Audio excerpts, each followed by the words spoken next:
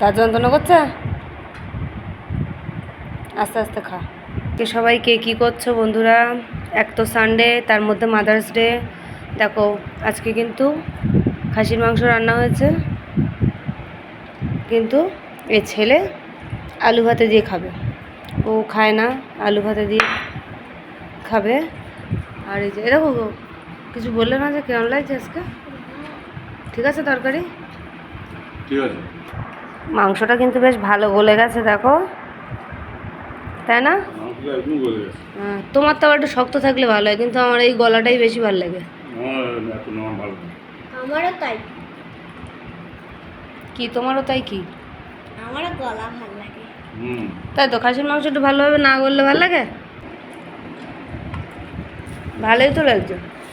এই বাবা একটু মাংস নিবি, নিবি একটু? হ্যাঁ,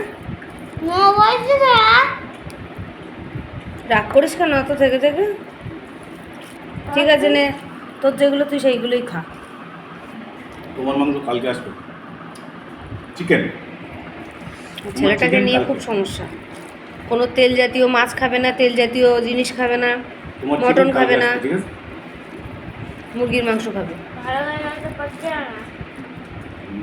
বড়দের বড়োদের থেকে বাচ্চাদের মুখে বেশি তার, এটা খাবো না ওটা খাবো না।